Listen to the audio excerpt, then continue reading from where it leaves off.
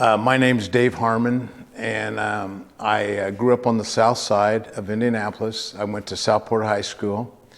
I graduated in 1971, and I had at the time after I graduated, my uncle had already put several years in, Hoy Webb, and at the time, my father-in-law was on. I went through and worked odd and end jobs as far as before I started really getting excited about trying to get on the fire department. And I tried several times to get on and finally got on in January of 1979. I had 3 kids at the time, and so I went through the academy. We had a really good group of officers that taught us. I was on the class with several other ones that I'm sure know, Kobe McDaniels, several of the other ones but Kobe was one of the key players of Tim McDonald, Phil Reuter, and those. But yeah, we had a really good class. We were all fairly close. Tony Simeone, Tuna. So yeah, we had a really good class. And so we came out of the academy and subbed, and I went on the B shift, and we roved around and we filled in. At the time, they had PA days, and then you either had 3 weeks of vacation or you got a month of vacation. So a lot of the times that you went to other firehouses, you was there for a month, and then or 3 weeks, or you would do the PA day circuit. So then you was there for 1 day, and then you'd go to another firehouse and things like that. And I really enjoyed the subbing because of, you got to hear all the other stories of the older firemen and those fires that they had, and just the brotherhood of firefighters and their stories. And so I really enjoyed it, and I ended up going regular in 83, and I went regular at the 23s, the old 23s on Bertzel Parkway. And my officer was Ned Reese, and the chauffeur was Larry Walker, and my backstep buddy was another gentleman that came on with us, and his name was Dave Brizendine. And so it was the 4 of us, and we had a battalion chief there. And at the time, it was, I think it was, at the time it was district, they called it either District 5 or Battalion 5, I can't remember at the time. But we ran through the chiefs there, and it was Chief Kimbrough. And then we had several others that filled in. But then I always wanted to go and move and go to the Station 11, and so when there were several openings there through the years, but people with more seniority got the spots, and so in '86 I finally got there, and the officer was Frank Denzio, and he was a South Sider, and I had known him from subbing, and when he was driving Battalion 6 at the time, Fred Dilger, and so he was. Then they were at the 3s. That battalion was, and so I ended up at the 11s. And Frank left there the summer in '86, and Bill Highshoe, the lieutenant, moved there, and so it was me and him. And finally, Larry Speck got there, and then David Leopard got there. And then we also had several different chauffeurs during the time, and Larry got promoted. And so then it ended up that it was Larry Campbell, Lieutenant Highshoe, Jerry Shetley, and myself, and we spent the most time together. And it was one of the busiest houses in the city at the time. We ended up doing first aid, started first aid in that summer of '86, I think, as a EMS engine. And so we got a lot of fire, and then we got a lot of EMS runs. So we had a lot of good times. We got a lot of fires that that were right there in the area between us and the 27s, and just had a really good time. Any of those fires stick out? We had one there that was on Hamilton. It was right off Washington Street, and it was going pretty good, and it was in the wintertime, and it was just a 3-story residence, and it had a double. It was a double, but it was going pretty good, and so it took us a while. And then we had another one that was I'm not sure exactly the street, but it came in right at shift change as the C shift was coming on, and we had came in as entrapment, and we crawled in, and we were going to the upstairs because that's where the fire we thought was at. So we went up the upstairs and went up there, and we found the fire up there. But the house was full of smoke, and so it took us a little while to actually find the fire. But as we were coming out, we never did find the people that were inside until after the fire was out, and we had passed the person that was probably 4 or 5 feet away from us from the stairs. They'd probably come down the stairs and didn't make it any farther. But we had searched that area and never did really find them until after the fire was out. And that was one of the ones that sort of and she ended up, her dad had came out of the fire, had got out, and was yelling at us and telling us where he thought she was at. So we went there, and that was the bad part. After the fire was out, then you find the person, and she was like a 12 or 13-year-old girl, and you just feel sorry for that family, and you say your prayers for them and that. But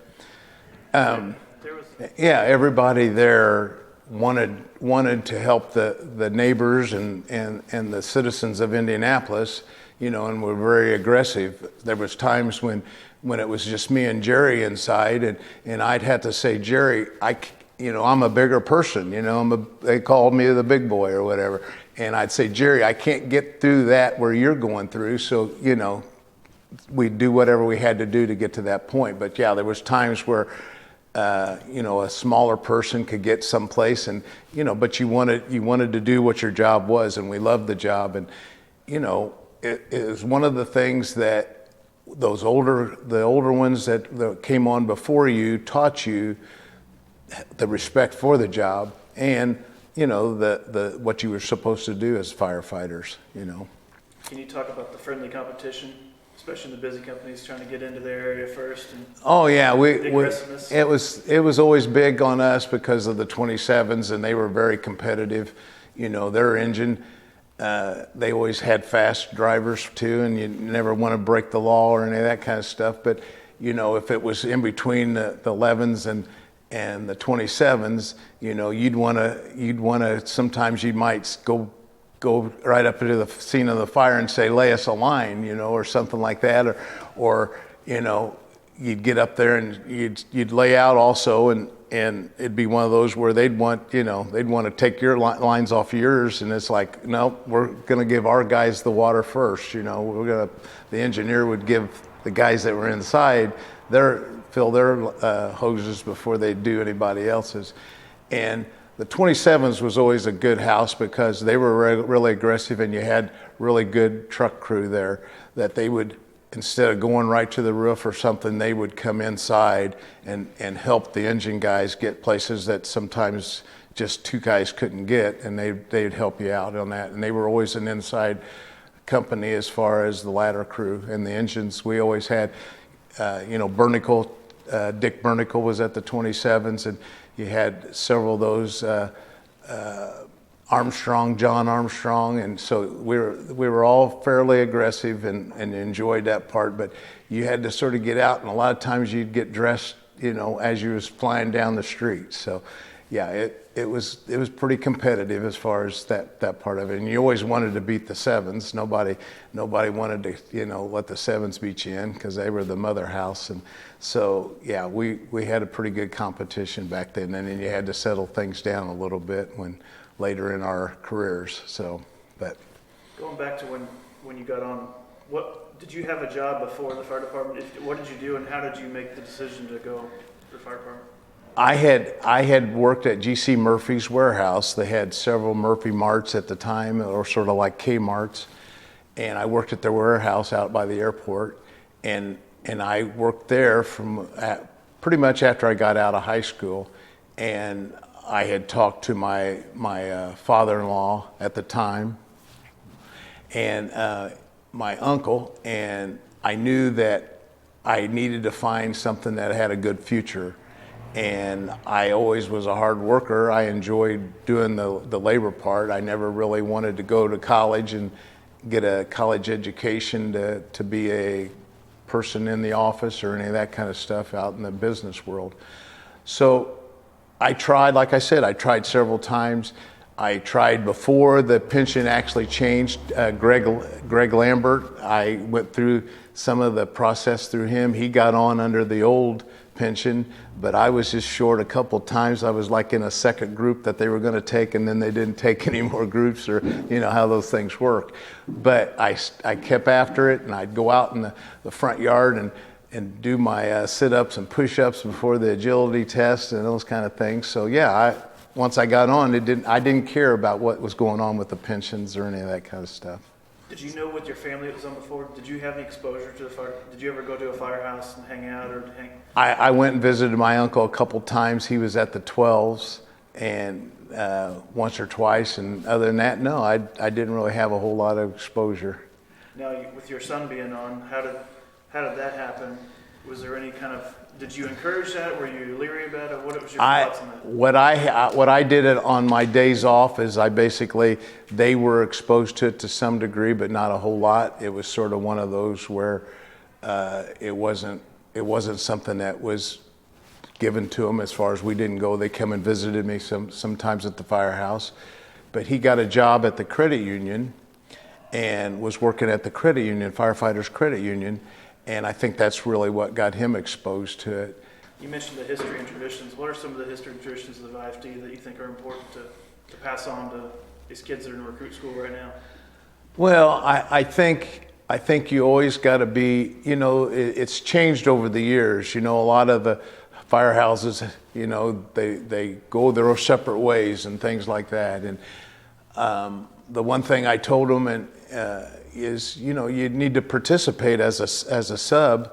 You needed to be there, and if they were washing the cars, wash the cars. Help the guys that are regular there do the things that need to be done. You're always first in doing the dishes and things like that. And it's tradition that is the key to the whole thing, and carrying on history. I would sit there and listen to all the stories, and I can tell you they're not my stories.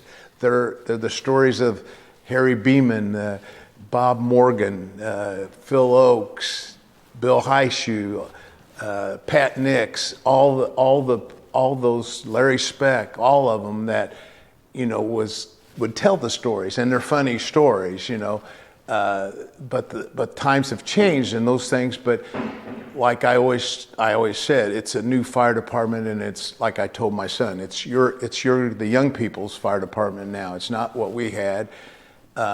It would make me really excited if they'd just listen to all the stories and just carry those stories on. Some of them you can repeat, and some of them, and the others you can't repeat.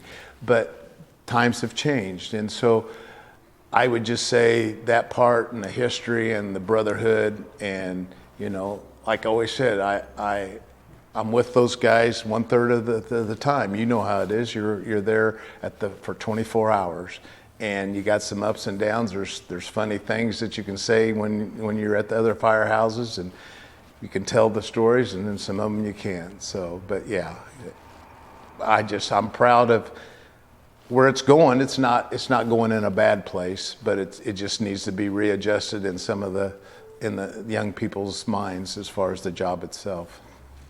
You have anything else you want to add?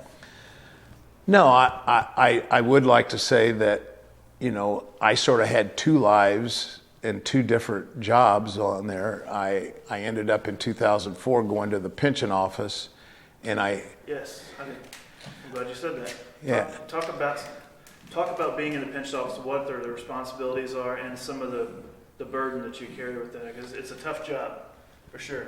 Well, we're just going to skim it a little bit because I'm pretty emotional about that job. Yes, I understand.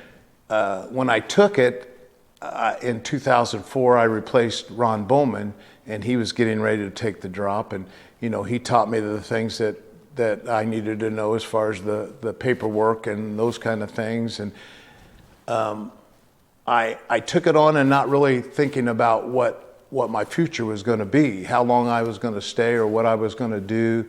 I just was going to do it. It was just a day-to-day thing. I didn't know what I was going to do in 10 years. I had 25 years on, and I was 50 years old and a little over 50. And so I got in there and I did the job, and I had a secretary. I call her a secretary. They want other names called now as far as assistants or something like that, but she wanted to be called a secretary. And so her name was Joanne Piles. And she took me and she said, you're going to learn this job because if something happens, I'm off or something, you need to know the job. So she made me, do everything. I had to do what she did. And probably 6 months later, she was off for 2 months or so for a hip replacement or something. But she's the one that really taught me what I needed to know as far as that job itself and the respect that it carried and the funerals and things like that. And so I learned from her and Louis McQueen and Ron Bowman the things that I needed, and then I added my own personality to it. But I enjoyed it as much as I did when I was out on the streets. I didn't particularly like the deaths that I had to deal with, but nobody does. But I enjoyed spending time with the ones that had already retired. And it was the ones that had raised me basically when I came on the job. I spent some time with them. I knew the names. I didn't know their history. But as the time went on, I got close to a lot of them, and that was the part that hurt the most when they passed away, some of them. But I got close to them, and the stories the stories were documented. You heard all the rumors, and one of them, and I'll say, and then we can see what else you want to do. But the one that everybody's heard, I think, and Joel, you'll be able to tell me if you've heard it, is when at Station 18, they had a guy that was regular there that had went out and he was running around Central State, which was a mental institution at the time, and they had him housed there. And he would run. He was very physically fit, and he would run around the exterior of that where Central State was at. And so the firehouse was right backed up to it. And so the story went that the guys inside that weren't running called the police and said one of the persons that was from Central State had got away and was out running around the Central State. So the police came, they put the gentleman in the back of the car, squad car or whatever, came to the firehouse, and they knocked on the door, the police officers there with the guy that was running, and they went to the door and the firemen answered the door, firefighters answered the door and said, "Do you guys know this guy?" And they said, "No, we don't know him." And he didn't have any fire department shirts on at the time. This is a long time ago. And so they started to take him away. And so however the story ended, it was the firefighter that was in there. So, you heard those stories. Well, I went to one of the funerals, and I wish I could remember the firefighter's name, but the family started telling me the story and how funny it was. They were telling me the story, and I loved it because it was history as a story was told to all of us young people. And as we got older, it was a true story. It wasn't one that they'd made up or something like that, but it was documented at the funeral. They even talked about it at his service. So, that was one of the funny things. But when I first got the job, I had Cliff Pauley and Bobby Joe McGrath. They rode with me on the funerals, and when we would go in the procession, they would tell me things to do. And so on my very first one, Cliff had went with me, and we were going by the 29s, a drive-by, and then we were going to Concordia Cemetery, which is like on Meridian Street, south of the Parkway. And so we were going to turn left, but I had got on, at the time we'd had a computer, but I'd got one of those programs for like a trip ticket. It showed where you went. It was one of the early copies of it. And so I got on there, I was a nervous wreck. I wanted to know what cemetery we were going to take this procession to, and I wanted to be the leader. And so Cliff had given me some advice that when the escort service brought their brought their motorcycles down the street, they would turn their front wheel to which way you were supposed to turn, as being the lead car. And so we're coming, and we'd already been past the 29s. We were approaching Meridian Street, and I go to Cliff. I said, I'm supposed to be going straight, and there's a cemetery right there at the Parkway, and Meridian, and I thought that was the cemetery we were supposed to be going to, but it was to the left, like he was pointing his thing, and if Cliff hadn't have been with me, I'd have went on to the other cemetery, and everybody else would have went that way. So both of them were very instrumental, and we had a lot of fun, doing it together, and it got me through a lot of hard times when they were there with us and with me. And Cliff knew all the cemeteries, so I never had to really worry about it. He put the headstones on at the cemeteries, and so in the city, so he knew all the cemeteries because he had worked at all the cemeteries putting the headstones. And so I just sat back and I told, where are we going? And so he would tell me where we were going. So it was a good experience. I was ready to retire. It was time for me to retire. Emotionally, I had went as far as I could go, and they've done really good on the replacements, but it's a different job. But I really enjoyed that part of it. So. Now, can you, like we did with Bobby, can you add something about George? Oh, it's probably a story everybody has. When you're going through the academy, they would bring him out, and he'd have his work shirt on, and it'd have his captain bars on there, and he'd be walking around, and then, he'd talk to you, and then, you was always one of his babies, as far as being a new recruit. And as time got on, he meant a lot to, he had a lot of history with us. As when I was in the pension office, somebody gave me a picture of him, and it was in the 60s, where he was a young man, and he was with Harry Beeman, and they were right in front of a Mustang, car, and you could see him. He didn't look any different other than he was a little thinner, but he loved the fire department, and he's I don't know how long he's been around, but he's been around a long time. I had 37 years on when I retired, and so it goes back that far. And I know other ones that talked about him, Nix and Carl with a K, and those guys, and Jeff Burnham, and those guys all talked about him. And he was just unbelievable as far as he had nobody was a stranger to him. And he's the history basically of IFD and the young people, and he always loves he can tell you the apparatuses that we're getting, but he just loves the new recruits. He loves his babies. So, and he calls all of us babies. So, yeah. Anything else you can think of? No, I just, it's a heck of a job. I mean, everybody's got the same feelings.